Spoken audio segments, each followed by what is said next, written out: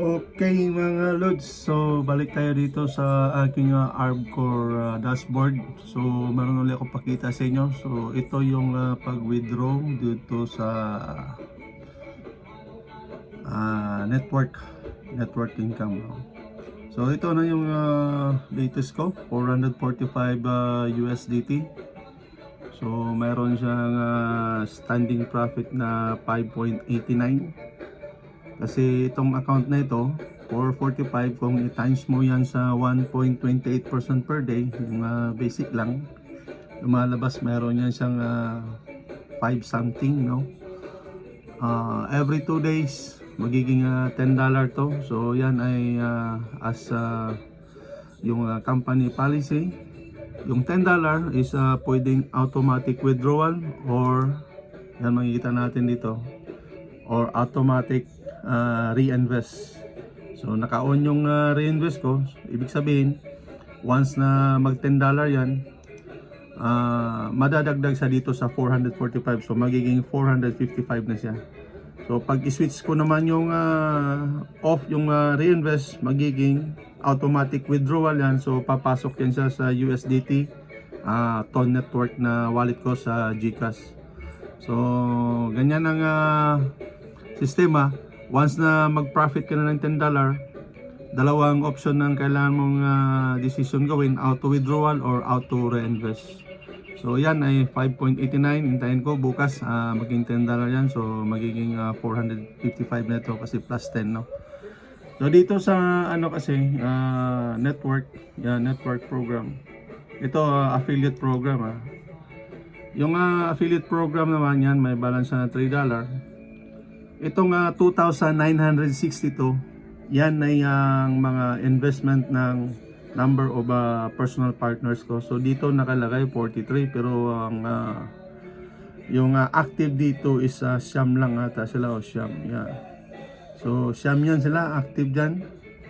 Yung affiliate program, ito yung one-time referral bonus na 5%. So every time na mag-reinvest sila or mag-deposit, automatic meron kang 5%.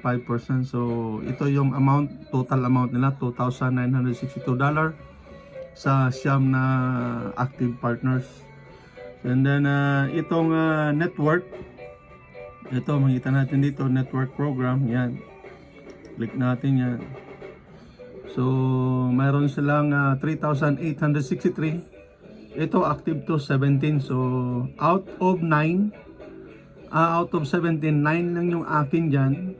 So yung the rest is spill over from upline or sa downline, no? Kasi ito papasok sila lahat sa yung network. So every time na mag-profit sila, yung daily profit nila, mayroon kang percentage. So 10% ka doon. Kaya dito magkaroon ka ng parang bonus, no? So ito yung akin ngayon, 11.66. Na generate ko yan every 4 days, no? So every 4 days meron akong $10. So supposed to be kahapon pa to. Okay, so i-try natin na withdraw. After mag-withdraw, silipin natin doon sa sa transactions. So dito enter lang natin yung USDT wallet. Yung sa akin is ito. Copy ko lang yan. Balik tayo sa ARBCore. So paste natin dito. Yan. And then yung Memo ID automatic na yan sa mga Itong network and network at saka affiliate program na bonus, hindi to automatic. Kailangan mo i-manual kasi i-enter mo yung yung wallet. At saka ito gumagamit ng Memo ID kasi to Ton Network. So at saka ito mag-enter ka always ng 2-factor authentication. So cut ko lang muna yung video at silipin ko yung 2FA ko.